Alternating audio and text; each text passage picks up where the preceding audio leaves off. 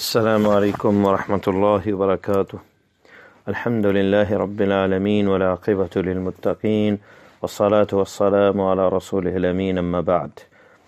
فاعوذ باللہ السمیع العلیم من الشیطان الرجیم، رب اشرح لی صدری ویسر لی امری واحلل عقدۃ من لسانی یفقہوا قولی۔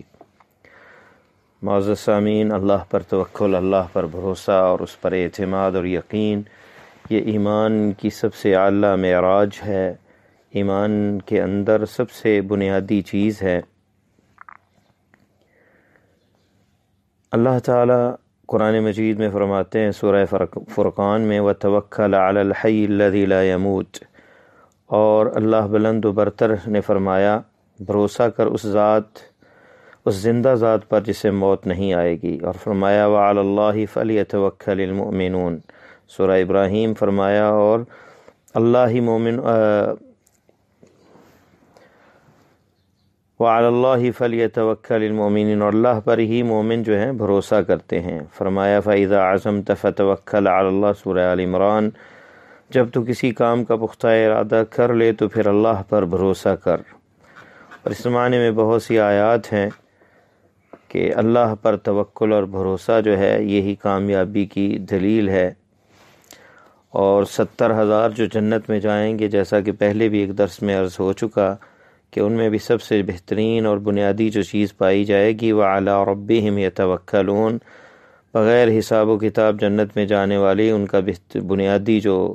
اساس جو ہوگی وہ وَعَلَىٰ رَبِّهِمْ يَتَوَكَّلُونَ، اپنے رب پر بھروسہ کرنے والے ہوں گے۔ پیارے حبیب صلی اللہ علیہ وسلم کی حدیث صحیح بخاری اور مسلم میں ہے، یہ 70,000 والی بھی صحیح بخاری اور مسلم کی حدیث ہے کہ آپ یہ دعا کیا کرتے تھے، اللہم لک اسلمت وبک آمنت وعلیک توکلت والیک انبت وبک خاصمت، اللہم انی اعوذ بعزتک لا الہ الا انت ان تضلنی انت الحی الذی لا یموت والجن والانس یموتون۔ بڑے عظیم یہ لفظ ہیں دعا کہ آپ فرمایا کرتے تھے، اے اللہ میں نے اپنے آپ کو تیرے سپرد کر دیا، میں تجھ پر ایمان لایا، میں نے تجھ پر ہی بھروسہ کیا، میں نے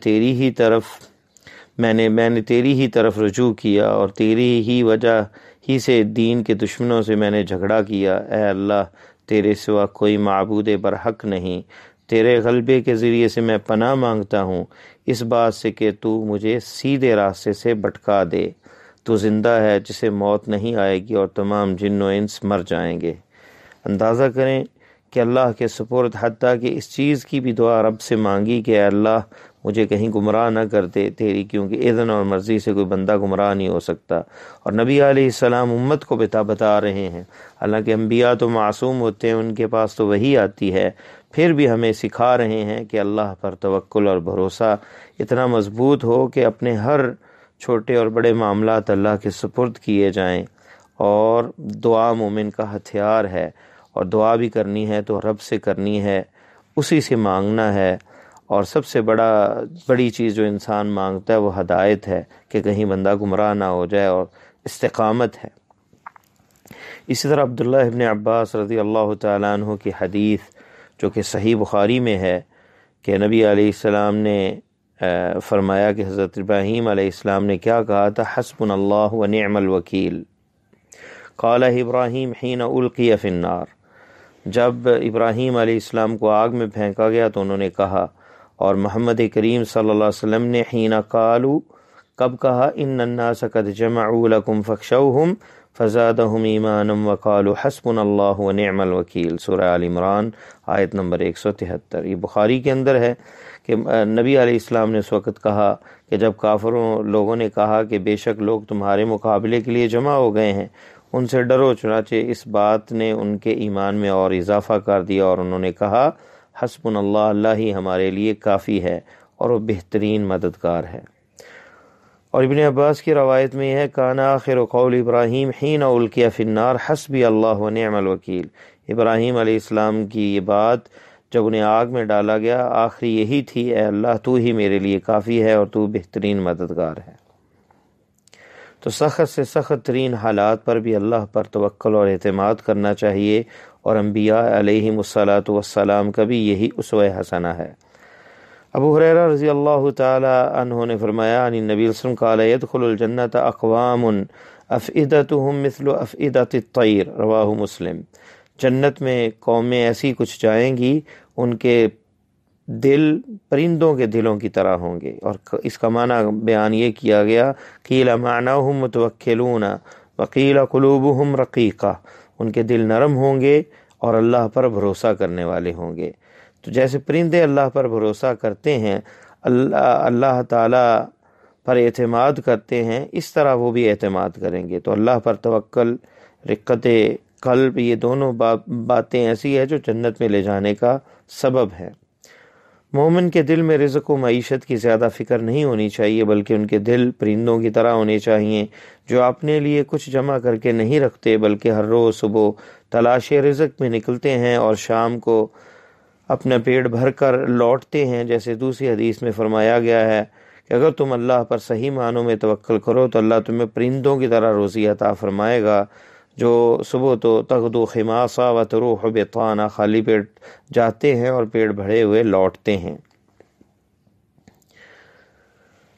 اسی طرح جابر رضی اللہ تعالی عنہ کی ایک حدیث میں ذکر آتا ہے، آپ صلی اللہ علیہ وسلم کے غزوے کا، بخاری اور مسلم میں یہ روایت ہے کہ آپ جب آرام کر رہے تھے تو ایک کافر نے تلوار آپ کے اوپر سونتی اور کہا کہ تمہیں کون بچائے گا؟ تو آپ نے کہا اللہ، اور اس کے ہاتھ سے تلوار گر گئی اور آپ نے اسے پھر چھوڑ دیا۔ دیکھیں اللہ پر توکل اور بھروسہ کہ موت سامنے نظر آئے، دشمن کے ہاتھ میں تلوار ہو اور پوچھا جائے کہ کون بچائے گا، تو اس وقت بھی اللہ کا نام زبان پہ آئے، یہ کامل اور مکمل اللہ پر توکل اور بھروسہ اور یقین کی بات ہے۔ تو اس کے ہاتھ سے تلوار گر جاتی، اس کافر کے ہاتھ سے، اور آپ اٹھا دیتے ہیں تلوار اور کہتے ہیں کہ اب تمہیں مجھ سے کون بچائے گا؟ تو اس نے کہا کن خیر الناس، کن خیر آخذ، آپ بہترین بدلہ لینے والے بنے۔ تو آپ نے کہا تو گواہی دیتا ہے کہ اللہ کے علاوہ کوئی معبود نہیں اور میں رسول اللہ ہوں؟ تو کہنے لگا کہ نہیں، لیکن میں یہ وعدہ کرتا ہوں کہ میں آپ سے جنگ نہیں کروں گا اور نہ اس قوم کے ساتھ ہوں گا جو آپ سے لڑائی کرے گی۔ فخل سبیلہ، آپ نے اسے چھوڑ دیا، اور وہ اپنے ساتھیوں کے پاس آیا اور کہا فقال جئتکم من عند خیر الناس، میں بہترین جو ایک شخص ہے اس کے پاس سے آیا ہوں۔ آپ صلی اللہ علیہ وسلم کے اخلاق اور آپ کے کردار اور آپ کا بہترین جو اس کے ساتھ معاملہ تھا اس کی طرف اس کا اشارہ تھا۔ تو دیکھیں اس حدیث میں بھی اللہ پر توکل اور بھروسہ کتنا مضبوط تھا پیارے حبیب صلی اللہ علیہ وسلم کا۔ تو اللہ پر توکل جو ہے پرندوں کا بھی ہوتا ہے، اسی طرح اگر بندے بھی توکل اللہ پر کرنے لگ جائیں تو اللہ تعالیٰ ایسے ان کے لیے اسباب میسر کر دے کہ ہر تنگی سے آسانی بن جائے۔ اس لیے ابو عمارہ البراء بن عازب رضی اللہ تعالی عنہما کی حدیث جو ہے، نبی علیہ السلام نے، یہ بخاری اور مسلم کی حدیث ہے کہ آپ نے فرمایا فلاں اذا اویت الی فراشی کا، جب اپنے بستر پہ جاؤ تو کہو اسلمت نفسی الیک، اللہم اسلمت نفسی الیک، اے اللہ میں نے اپنے نفس تیرے سپرد کر دیا، ووجہت وجہی الیک، اور اپنا چہرہ تیری طرف متوجہ کر لیا، وفوضت امری الیک، اور اپنا معاملہ تیرے سپرد کر دیا، والجأت ظہری الیک، اور اپنی پیٹھ تیری طرف لگا لی ہے، رغبتا ورہبتا الیک، تیری طرف رغبت کرتے ہوئے اور ڈرتے ہوئے، لا ملجا ولا منجا منک الا الیک، تیری گرفت کے مقابلے میں تیرے سوا کوئی جائے پناہ نہیں۔ آمنت بکتابک الذی انزلتا، میں تیری اس کتاب پہ ایمان لایا جو تو نے نازل کی، ونبیک الذی ارسلت، اور اس نبی پر جسے تو نے بھیجا۔ فرمایا آپ صلی اللہ علیہ وسلم فإنک ان مت من لیلتک مت علی الفطرہ، اگر اس رات موت آ گئی تو فطرت پہ آئے گی، وإن اصبحت خیرا، اور صبح اگر پا لی تو خیر کے ساتھ، بھلائی کے ساتھ بندہ صبح کو پائے گا۔ دیکھیں کتنے عظیم کلمات ہیں، اے اللہ میں نے اپنے نفس کو تیرے سپرد کیا، اپنے چہرے کو تیری طرف لگایا، اور وفوضت امری الیک،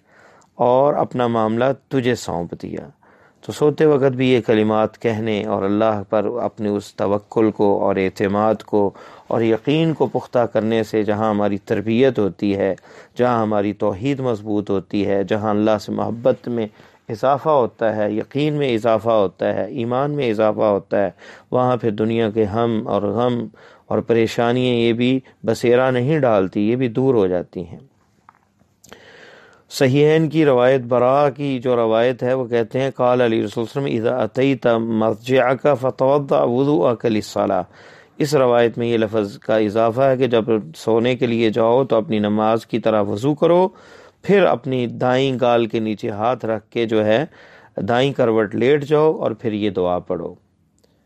اور فرمایا وجعلہن آخر ما تقول، اور یہ آخری گفتگو ہو بندہ جب سونے کے لیے جائے، کیونکہ نیند بھی جو ہے یہ موت کی بہن ہے، اور روح کا رشتہ جو ہے وہ روح جسم سے منقطع ہو جاتا ہے موت کے وقت، اور جنہوں نے زندہ رہنا ہوتا ہے ان کی روحیں لوٹا دی جاتی ہیں، اور جن کی آخری رات ہوتی ہے تو ان کی روحیں نہیں لوٹائی جاتی۔ اس لیے آخری کلام بھی اگر اللہ پر توکل والا ہو، اللہ کے ساتھ ہی اس یقین کے ساتھ بندہ سوئے گا، تو پھر انشاءاللہ تعالی آخرت میں بھی جنت ہوگی، اور اگر صبح بھی ہوگی تو خیر و عافیت کے ساتھ ہوگی اور خیر اور بھلائی کے ساتھ ہوگی۔ تو اللہ پر توکل اور بھروسہ جو ہے یہ ہمیں اس حدیث میں بھی جو بخاری اور مسلم کی حدیث ہے، حدیث غار، جس میں آپ نے فرمایا تھا جب ابو بکر صدیق رضی اللہ تعالی عنہ نے کہا کہ پیارے حبیب لو ان احدهم نظر تحت قدمیہ لابصرنا، یہ جو مشرکین غار ثور کے پاس پہنچے ہوئے ہیں اگر یہ اپنے پاؤں کی طرف دیکھ لیں تو ہمیں دیکھ لیں گے۔ تو آپ نے فرمایا ما ظنک یا ابا بکر باثنین اللہ ثالثہما، اے ابو بکر تمہارا کیا خیال ہے ان دو کے بارے میں جن کا تیسرا اللہ ان کا مددگار ہو۔ تو یہ اللہ پر بھروسہ اور توکل ہوتا ہے جس سے سارے غم اور ہم بھی دور ہوتے ہیں، اور اللہ کی دنیا میں نصرت اور مدد ملتی ہے، اور آخرت میں جنت ملتی ہے۔ اللہ سے دعا ہے کہ اللہ ہمارا خاتمہ ایمان پہ فرمائے اور دنیا آخرت آسان فرمائے۔ سبحانک اللہم و بحمدک، اشہد ان لا الہ الا انت، استغفرک و اتوب الیک۔